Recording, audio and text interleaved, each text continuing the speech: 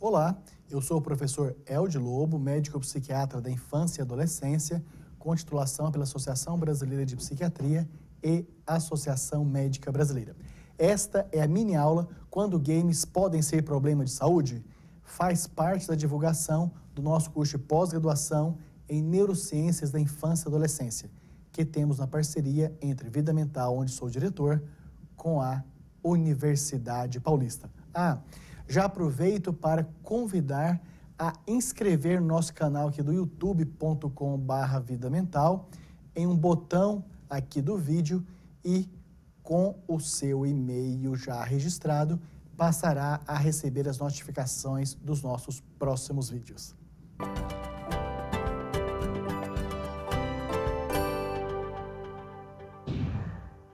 Quando games podem ser um problema de saúde? Então, repetidamente, nós que trabalhamos na saúde mental, recebemos pais, professores, coordenadores pedagógicos ou irmãos mais velhos de crianças e adolescentes, especialmente, até porque games trazem problema também para adultos.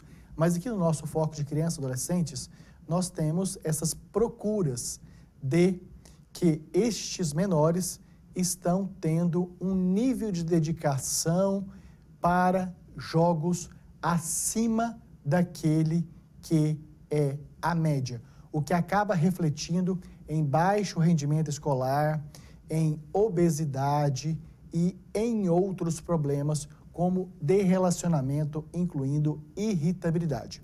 Aqui nós queremos colocar algumas considerações e que na pós-graduação serão amplamente aprofundadas. Uma delas, é importante que todas as pessoas que jogam se preocupam com quanto tempo está jogando. Por isso, as crianças e adolescentes não é nenhum problema limitar de maneira preventiva até que elas só possam ter disponibilidade para tablet, consoles, durante um determinado período de tempo por dia ou por semana.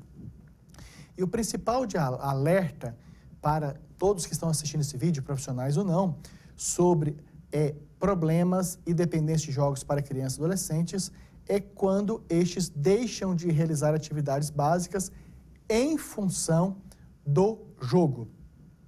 Isso é muito surpreendente. Quando o pai e a mãe, geralmente, ou professores, preocupam especialmente que o rendimento escolar está ruim ou que está tendo uma mudança comportamental, como conflito entre irmãos, porque ficam no mesmo quarto e um quer dormir mais cedo e o outro acaba indo dormir mais tarde em função do jogo, fazendo barulho, deixando a luz acesa e assim por diante. Então, geralmente, procura-se nesses estágios mais avançados. Mas antes disso, podem ter acontecido problemas sutis. E aí, nós, profissionais da saúde mental, perguntamos para quem está tirando dúvida conosco. O seu filho, o seu aluno, por acaso, deixa de comer ou come mais rapidamente do que era habitual, deixa de tomar água ou fica tomando refrigerante junto com o jogo para não sair e ter que buscar água, deixa de dormir ou reduziu o tempo de sono para poder ficar jogando e acaba acordando com a sensação de cansaço, acaba acordando com dificuldade para concentração na escola ou está tendo dificuldades nos relacionamentos por ter ficado mais intolerante, por ter ficado mais irritado. Então, são questões muito simples e que geralmente acontecem antes da problemática com jogos ter chegado ao nível de atrapalhar o rendimento escolar de maneira reconhecida. E apenas uma parcela mínima das pessoas que jogam este tipo de games apresentam distúrbio, felizmente, o que pode ser muito bem prevenido com esta atuação limitadora dos pais de um tempo definido para jogo. E sobre as complicações que podem envolver jogos, elas são muito variadas. Uma delas é sedentarismo. Como é o sedentarismo? Muitos, acho que a maioria dos jogos, eles são realizados, fora aqueles que têm a ver com consoles para luta e dança, eles são realizados com poucos movimentos das mãos, sem ter um gasto energético corporal global. Em função disso, então, sedentarismo é uma consequência muito importante do excesso de jogos, chegando a ponto de desencadear em sobrepeso e obesidade. Assim como complicações relacionadas por estar muito tempo sentado.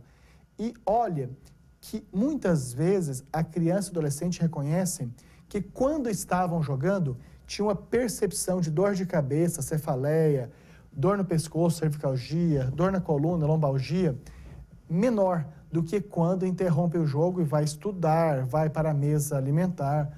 Então, essa percepção dolorosa reduzida durante o jogo e aumentada quando interrompe o jogo também é um sinal muito importante.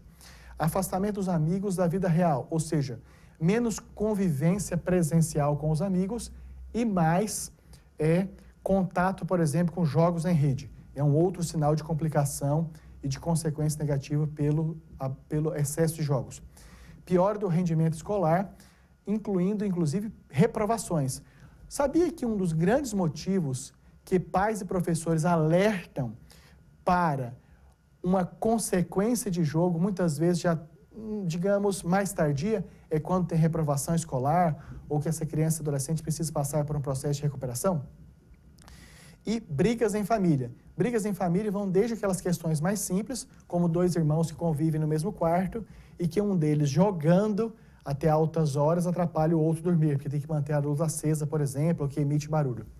E outros conflitos, como a criança dormindo menos e tendo sintomas correspondentes à abstinência do jogo, fica mais intolerante e que os pais vão entender como ficando mais mal educado.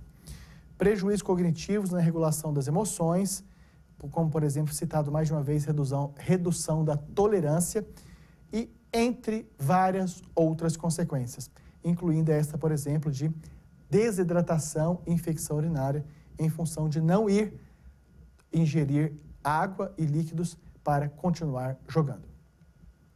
Então, distúrbio de games é uma área que, felizmente, nos últimos tempos, tem tido mais atenção dos profissionais de saúde para colher essas questões com o tratamento mais precoce possível. Então, se o jogar está afetando qualquer área importante da vida do indivíduo, esse deve buscar uma avaliação tanto da saúde física, mental ou social. Da saúde física, que inclui, por exemplo, cefaleia, necessidade de troca de óculos, aumento dos graus do óculos em períodos de tempo mais curtos. Na saúde mental, irritabilidade, ansiedade, irritabilidade com algumas vezes até agressividade, ou social, isolamento e redução da ida a eventos como festas e aniversários em função dos jogos. Sobre o diagnóstico ser realizado por um especialista, e aí nós temos outros possíveis transtornos mentais que podem acontecer ao mesmo tempo em comorbidade. E, então, não é incomum termos, por exemplo, transtorno de déficit de atenção mais distúrbio ou dependência de jogos. Temos transtorno de ansiedade generalizada mais transtornos pelo uso de jogos. E em crianças e adolescentes, até alguns casos de dependência química mais dependência de jogos. Ou seja, quadros bastante graves e que precisam de uma intervenção multiprofissional para melhor resultado. Sobre a prevenção, é possível prevenir? Sim. E nas nossas pós-graduações, nós damos um enfoque muito grande em prevenção. Em saúde mental, existem as prevenções primária, secundária e terciária, mas nós valorizamos especialmente a prevenção secundária, que é aquela de fazer o diagnóstico mais precoce possível de uma morbidade psíquica para que a intervenção profissional possa ter o melhor e mais rápido resultado favorável sem ter que chegar a perdas, como, por exemplo, a reprovação de um ano escolar. Então, a prevenção é manter a regularidade nas atividades básicas cotidianas de sono, alimentação, higiene pessoal e estudo. Já que muitos pais não possuem, infelizmente, tempo para acompanhar a vida diária de seus filhos, os cuidadores devem estar bastante orientados em relação à monitorização de se a criança ou adolescente está alimentando em quantidades adequadas, nos horários adequados, com a duração da refeição, no tempo pertinente e se está dormindo as quantidades de horas minimamente necessárias. Observando, inclusive, por exemplo, se a criança ou adolescente não colocou uma toalha na porta, debaixo da porta e no lugar da chave para evitar que os familiares vejam que a luz está acesa. Ter lazeres e passatempos alternativos, além dos eletrônicos, manter relações de amizade fora do espaço virtual, ou seja, incentivar crianças e adolescentes a estar em festas de aniversários, festas de debutantes, comemorações, carnavais e assim por diante, com o devido zelo dos seus responsáveis. Desenvolver habilidades para a resolução de problemas e para lidar com emoções negativas, ou seja, a terapia para crianças e adolescentes não tem necessariamente de estar indicada exclusivamente para os casos de sofrimento psíquico.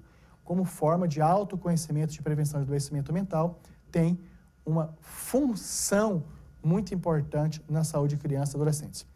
E evitar o refúgio nos games, ou seja, de crianças e adolescentes que, em função, por exemplo, de fobia social, de constrangimento exagerado nas relações interpessoais, possam passar a ter o seu tempo investido, em sua maioria, para jogos isolados. Buscar avaliação diante de qualquer suspeita do uso descontrolado e prejudicial de jogos.